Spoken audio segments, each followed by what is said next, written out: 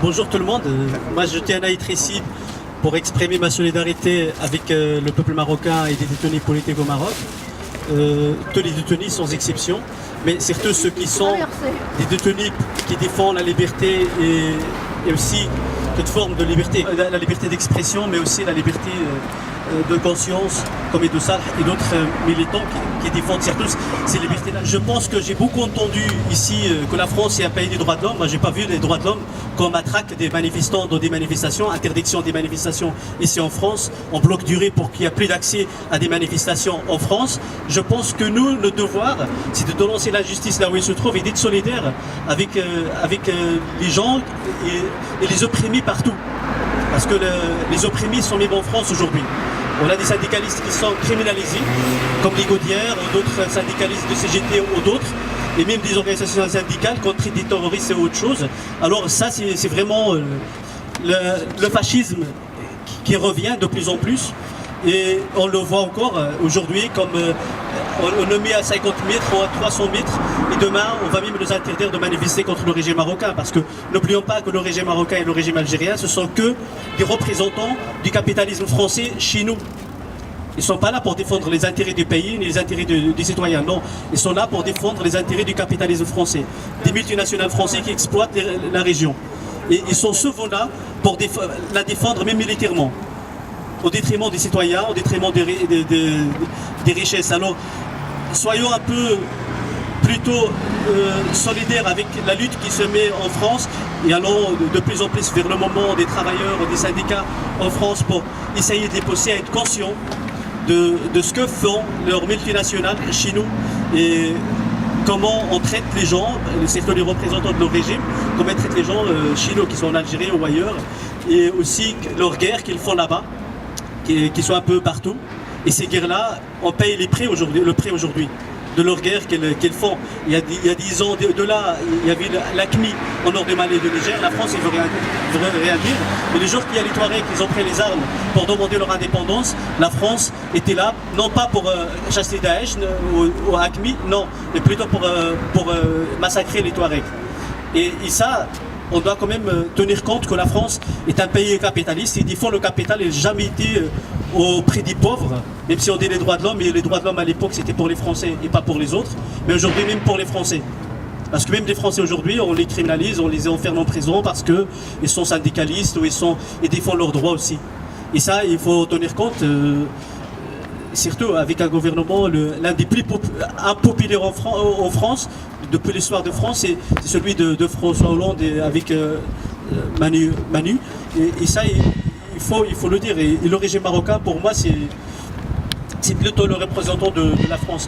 Et oui, on a oublié de parler de Saïka qui était assassiné par la police marocaine et au sud du Maroc, parce que c'est un syndicaliste, quelqu'un qui travaille ou qui lutte avec l'association des diplômés chômeurs, et il a été assassiné il y a quelques mois. Apparemment il a été enterré hier parce que sa famille il y a quelques mois qui ne voulait pas l'enterrer sur base qu'il veut une enquête de comment il a été arrêté. Le gars a été arrêté et puis mort dans des circonstances qu'on ne sait pas, et qu'ils veulent l'ouverture d'une enquête. Le régime marocain ne veut pas.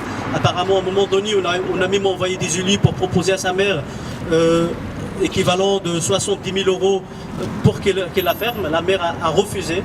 Et là, il a été enterré sans l'aval de sa famille ni de ses proches. Il n'y a personne qui était présent à part le régime lui-même et ses chiens de garde. Alors ça, il faut pas oublier ces gens-là aussi.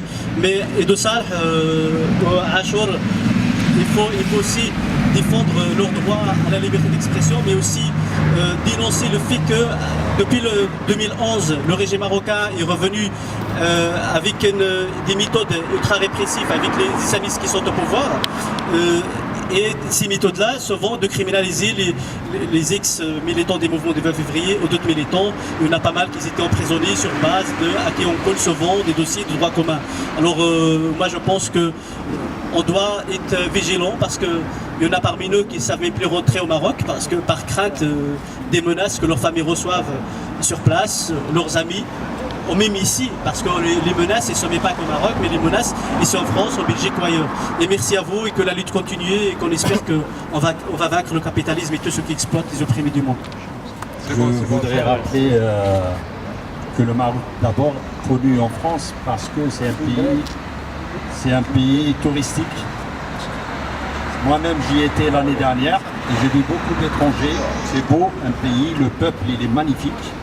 J'étais dans la région de Souassa, Agadir. Un peuple magnifique, des super sites, mais on ne savait pas, en fait, si on sait, mais les gens ne savaient pas qu'il y avait des prisonniers politiques, en fait. Et il y a récemment, ils ont libéré Hamid Ouadouche et Mustafa Oussaya après 10 ans de prison. C'est-à-dire que c'est en fait, leur problème, c'était pas de faire de la politique, mais c'est surtout parce qu'ils sont amazigh. Ils se déclarent comme tels. Et là, actuellement, ils ont arrêté le journaliste Rifin parce qu'il est Rifin d'abord. Ensuite, il a aggravé son cas en étant un républicain Rifin. Et quant au second qui a écrit une lettre au roi. Ce qui est étonnant dans l'affaire, c'est écrire une lettre en étant, donc on revient à la Convention internationale, enfin à l'explication internationale, donc un sujet écrit à son propre roi, ce qui est tout à fait normal, ce qui est logique, c'est comme un citoyen dans une république écrit à son président pour se plaindre. Eh bien, le sieur Amraoui, je pense, il a été arrêté pour ça. Parce qu'il est amazigh en fait. Si on revient à cette histoire, c'est-à-dire que c'est des États, tout à l'heure j'ai entendu les intervenants parler du Maroc, de l'Algérie, de la Tunisie, peut-être de la Libye, mais je pense qu'il faudrait revenir au Tamzra des peuples. Parce que les États, ils ne peuvent rien faire pour nous en fait. Les États, l'Algérie, le Maroc ou n'importe quel pays en fait, leur ennemi c'est les Amazirs eux-mêmes, donc leur peuple autochtone. Au Maroc, ils arrêtent des Amazirs. Moi, j'ai pas vu faire arrêter un membre du sang entre guillemets royal pour ces conventions politiques. Mais ils arrêtent finalement que des autochtones. Et les autochtones, c'est les Amazirs, donc des Rifins, des Chilhiyennes, des Sud-Est, etc., etc. En Algérie, c'est pareil. En Algérie, ils ont commencé d'abord avec les Kabyles. Mais ils ont vu qu'en fait que les Kabyles, ils vont bouger tout le temps. Bon, et ben, ils se sont occupés des Mozabites. Les Mozabites, c'est plus facile parce qu'ils sont au sud, ils sont loin, ils sont dans le désert. Et les Mozabites, ils sont considérés comme un peuple, pas amazigh pour les Algériens. On les regarde en tant qu'opposants de la religion principale de l'Algérie, les sunnites. Ils sont considérés donc comme des ibadites. Moi, je les appelle les ibadites. C'est un jeu de mots. Dans ibadites, il y a ibad. Donc, il y a des humains. Et du coup, après donc, la Kabylie, c'est Khar et compagnie. Mais Khar et compagnie, c'est pas venu non plus comme ça, par hasard. En 85 déjà, il y a les fameux événements à Grara, les premiers morts mozabites. Je me demande quand est-ce que les Mozabites vont enfin célébrer cette date des premiers martyrs mozabites. En 85 donc. Les Kabyles, c'est tous les jours, les arrestations. Les Chaouis, nous on dort pour l'instant. On se repose, on voit bien que les Kabyles bataillent, tant mieux, on les regarde faire. Les Mozabites se réveillent, on les regarde faire, on attend. Au Maroc, l'avantage du Maroc, c'est que il nous joue sur justement le principe même de notre existence, c'est la mazir. Au Maroc, quand on y va, partout, moi j'y étais, j'ai vu partout, c'est écrit anti-binaire, partout. J'ai même vu un petit garage en direct, je l'ai regardé en train d'écrire le mot, l'intitulé de son garage avec anti-binaire, il était tout content. Sauf que c'est bien, d'écrire anti-binaire c'est même très bien, mais il faut officialiser la langue de l'autochtone. Laquelle langue? On voudrait bien parler de Tamazigh, mais laquelle? Les Kabyles parlent Kabyle, les Rifins parlent Rifin, moi je suis Chaoui, toute la Chaoui. Il faudrait donc s'arranger sur laquelle. Et donc ces États, ils nous donnent d'une main ce qu'ils nous reprennent d'une autre. Ils disent on va officialiser Tamazirt. Ils l'ont fait en Algérie, donc il y avait même un vote, c'est devenu constitutionnel, ce qu'on appelle un piège à camp. Mais maintenant, le même État algérien qui officialise le Tamazirt, il a à côté les Kabyles qui bougent, qui n'arrêtent pas de se dire mais nous on veut l'indépendance. Il y a les Mozabites qui commencent à se réveiller. Au Maroc, c'est exactement la même chose. En fait, l'évolution des peuples et non des États commence à porter ses fruits. On a vu les républicains rivins qui s'affirment, qui s'affichent, et le sud-est qui figue, des gens qui se disent que nous sommes de tel ou tel. Ce qu'il faudrait faire en fait, c'est cette union des peuples et non des États. Ça ne sert à rien entre le Maroc et l'Algérie. Ça, c'est une question de gouvernement à gouvernement. Donc, c'est des gouvernements illégitimes qui se discutent entre eux. Et en fait, l'idéal, c'est de réunir les Rifins, les Kabyles, les Chaouis, les Mozabites, les Sud-Est, les Péguigues, les Chilhaïn, et là, on pourrait faire quelque chose. Mais tant que chacun se bat pour lui-même, en supposant qu'il est plus fort que les autres, pour y arriver à s'en sortir face à des tentacules. Vous imaginez le roi du Maroc, vous imaginez le Bouteflika, vous imaginez en Tunisie ce qui se passe. En fait, l'idée, c'est que des gens, c'est nos combattants en fait, nous combattons peut-être, le mot combattre nous, les militants de base, mais nos combattants c'est ceux-là, c'est les prisonniers politiques dans des pays qui sont supposés être démocratiques. Donc le Maroc, il a un parlement, il a un gouvernement, et d'ailleurs le parlement marocain, il est, je ne sais pas, je me demande si je me trompe quand même, il est dirigé par un proche des islamistes, je ne sais pas, peut-être, sûrement. Donc c'est une façade de démocratie. Mais il y a un type qui écrit une lettre à son roi, ben, il se fait arrêter parce qu'il a écrit une lettre. Donc, en tant que Chaoui, je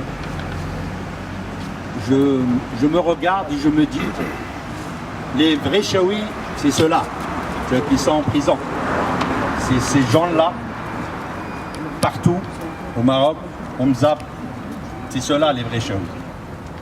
Tanmir. Oui, bonjour, voilà, j'espère qu'on m'entend, j'espère que je suis bien enregistré. Moi je suis de Figuig, au fait. Figuig est une charnière au fait entre l'Algérie et le Maroc. Donc on est sur la frontière, sur le confin du Sahara. Je suis issu donc, de ma ville natale. C'est une ville qui est donc la charnière entre l'Algérie et le Maroc. Jadis on l'appelait le pays de Figuig. Ça veut dire qu'il englobe y compris Asla, Bossamron, mais aussi peut-être jusqu'à Mzab. On parle presque à peu près le même dialecte, le même accent, si on veut dire. Voilà, donc moi je suis là pour évoquer tout à l'heure, on a parlé un peu des constitutions. La constitution marocaine actuellement est l'article 5 qui officialise la Mazir. Au fait, elle est en train d'être, d'être écrite. L'article 5 de la Constitution a besoin d'une loi organique. Donc cette loi-là est en train d'être rédigée par le gouvernement actuel et par ses acolytes, de façon à ce que peut-être il faut faire attention. Et apparemment j'ai vu sur Facebook comme quoi il y a déjà un projet, un avant-projet. Donc cet avant-projet a été, moi j'ai lu sur Facebook, comme quoi il n'est pas aux normes. Disons qu'il occulte beaucoup de choses et il occulte également disons, ces propositions qui ont été faites par les Amazirs, par le mouvement Amazir, les gens qui travaillent sérieusement dans le sujet de l'Amazir et de son officialisation et la, comment dire, disons, la sortie de cette loi dans l'éducation, dans tous les domaines de la société et de la culture. Voilà, donc c'est ce que je voulais dire. Et à l'occasion, bien sûr, je suis solidaire avec les prisonniers politiques amazirs actuellement en prison et ceux qui ont été en prison et qui ont vécu pas mal de temps, jusqu'à 9 ans je crois. Ouais. Voilà, donc Figig, en tout cas en mon nom, Figig est solidaire avec les prisonniers politiques Amazirs et les prisonniers politiques en général. Au fait, tous les pouvoirs essayent de tergiverser sur l'Amazir, exactement. Donc ça tergiverse au Maroc, ça tergiverse en Algérie, ça va tergiverser en Libye peut-être et dans le futur en Tunisie aussi. Donc voilà, donc il faut que le mouvement Amazir soit vigilant de cette histoire, de cette loi qui va tomber du pouvoir. Donc ça ne va pas, disons, satisfaire les populations amazirs. Voilà ce que je voulais dire. Et je suis encore solidaire avec tous les Amazirs du monde et comment dire, un clin d'œil particulier justement à ce pays de Figig qui englobe beaucoup en Algérie, mais aussi Figig qui est encore le chef-lieu disons de l'Orient marocain et de l'Occident algérien. Voilà. Merci. Salut, merci. الزول في الاول ثاني في ويدي سال رسم على ايفان كما تشوف parce que tout à l'heure nos frères ont suscité le nombre de présents. C'est vrai qu'on a souhaité qu'il y ait un peu plus de monde, mais ce n'est pas grave. L'essentiel qu'il y a du monde ici qui vont véhiculer disons nos idées, notre vision, mais aussi notre souci par rapport à une campagne de répression des régimes, des derniers régimes tyranniques de l'histoire, si j'ose dire. C'est vraiment indescriptible qu'en 2016, il y a toujours des régimes qui torturent impunément des militants qui expriment juste leurs propres droits ou peut-être moins leurs propres idées. Mais peut-être l'essentiel, ce que je pense, j'interviens peu rarement, et si j'interviens d'une manière très brève.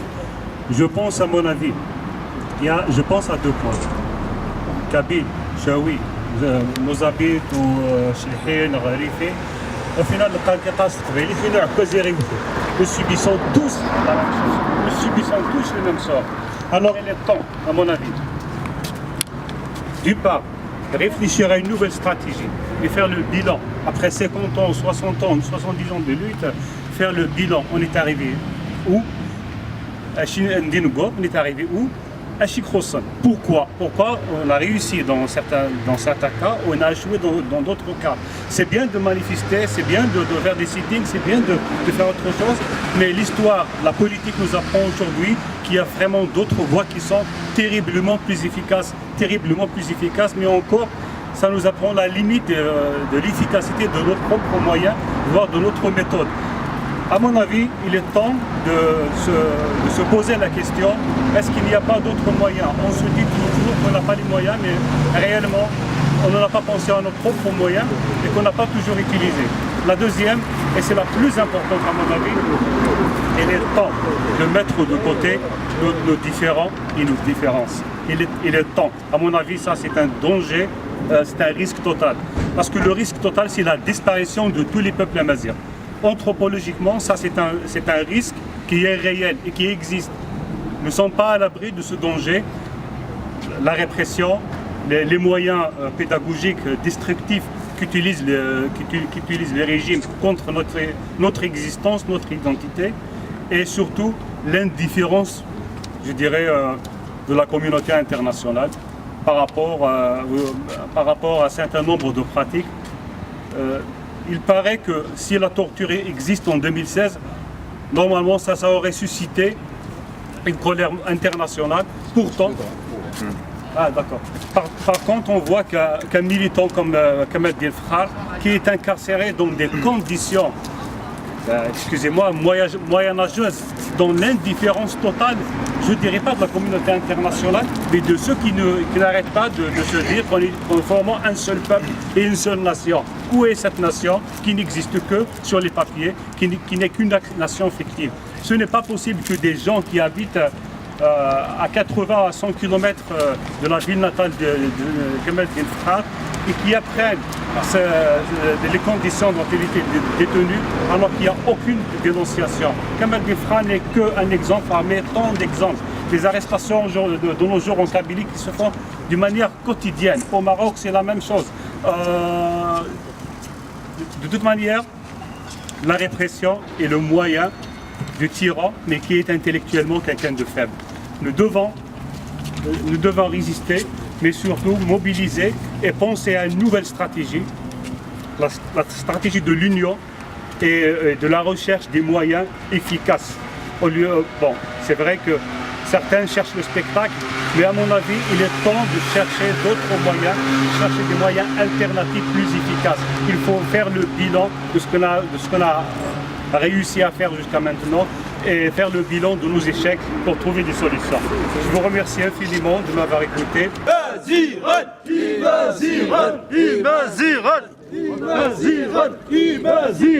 Imaziran